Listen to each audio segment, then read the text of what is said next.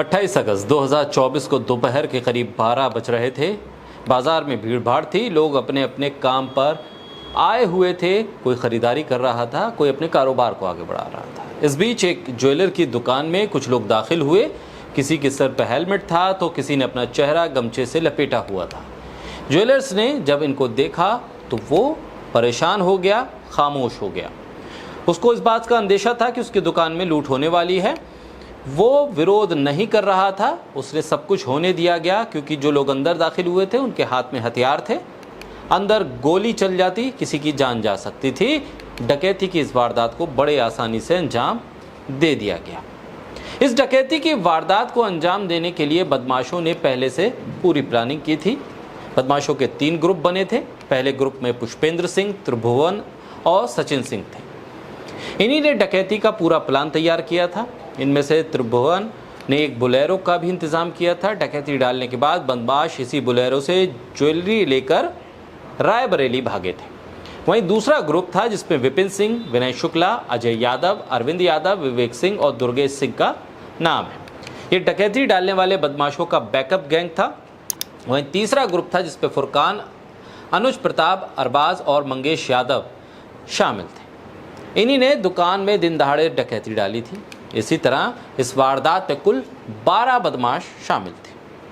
Police की माने तो इस डकैती में शामिल गैंग के सरगना विपिन सिंह ने रायबरेली कोर्ट में दूसरे मामले में सरेंडर कर दिया, जबकि बीते मंगलवार को नगर कोतवाली के गोंडवा गांव में एक एनकाउंटर के दौरान 3 बदमाश सचिन सिंह, पुष्पेंद्र सिंह और त्रिभुवन उर्फ लाला हरिजन को गिरफ्तार कर लिया गया, जेल भेज दिया गया।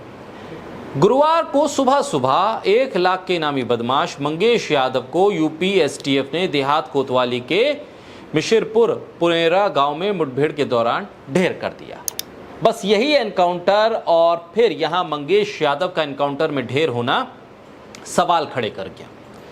मंगेश यादव जौनपुर जिले के अगरौरा का रहने वाला था। अब इस एनकाउंटर पर सवाल खड़े हो गए। 12 लोग इस पूरे मामले में शामिल थे, लेकिन एनकाउंटर हुआ मंगेश यादव का। कई लोगों को गिरफ्तार किया गया और किसी ने सरेंडर कर दिया कोर्ट में, वो भी दूसरे मामले में आकर।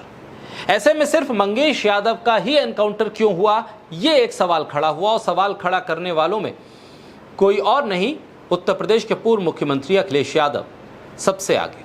उन्होंने कहा कि एनकाउंटर फर्जी है, फेक है, क्योंकि इस एनकाउंटर में जाति को देखकर गोली मारी गई है। समाजवादी पार्टी के अध्यक्ष अखिलेश यादव ने सुल्तानपुर में डकैती के आरोपी मंगेश यादव के पुलिस एनकाउंटर पर सवाल खड़े किए। उनका कहना था कि सिर्फ मंगेश यादव को उनकी जाति देखकर सिलेक्ट करके एनकाउंटर किया गया, ये एक फर्जी एनकाउंटर है। बाकी जो 12 लोग थे इस पूरे मामले में, इस वारदात को अंजाम देने वाले, उनमें से किसी को छुआ नहीं गया। किसी की गिरफ्तारी करवा दी गई, किसी का सरेंडर करवा दिया गया, लेकिन मंगेश यादव का एनकाउंटर करके यूपी पुलिस ने वाहवाही लूटने की कोशिश की। इस एनकाउंटर में मंगेश की मौत हो गई, जिस पर समाजवादी पार्टी के अध्यक्ष अखिलेश यादव ने साफ तौर पे कहा कि ये एक फर्जी एनकाउंटर है, नकली एनकाउंटर है, क्योंकि डकैती में शामिल लोगों को सत्ता पक्ष से संबंध है, इसलिए उनका नकली एनकाउंटर हुआ और जात देखकर जान ले ली गई। समाजवादी पार्टी के अध्यक्ष अखिलेश यादव ने बाकायदा ट्विटर पर लिखा भी। उन्होंने लिखा कि लगता है कि सुल्तानपुर की डकैती में शामिल लोगों से सत्ता पक्ष का गहरा संपर्क था, इसीलिए तो नकली एनकाउंटर से पहले मुख्य आरोपी से संपर्क साधकर उसका सरेंडर करवा दिया गया और बाकी लोगों के पैरों पर सिर्फ दिखावटी गोली मारी गई और जात देखकर जान ले ली गई मंगेश यादव की। एक और पोस्ट किया अखिलेश यादव ने, उसमें उन्होंने आरोप लगाया कि 2 दिन पहले जिसको उठाया और एनकाउंटर के नाम पर बंदूक सटाकर गोली मार दी गई, अब उसकी मेडिकल रिपोर्ट बदलवाने का दबाव डाला जा रहा है। इस संगीन शासनीय अपराध का सर्वोच्च न्यायालय तुरंत संज्ञान ले, इससे पहले कि सबूत मिटा दिए जाएं। ये अखिलेश यादव की तरफ से लगाए गए गंभीर आरोप है। लेकिन सवाल उठ रहा है इसलिए भी क्योंकि 12 लोगों में से सिर्फ मंगेश यादव का एनकाउंटर होता है, मुख्य आरोपी का सरेंडर हो जाता है।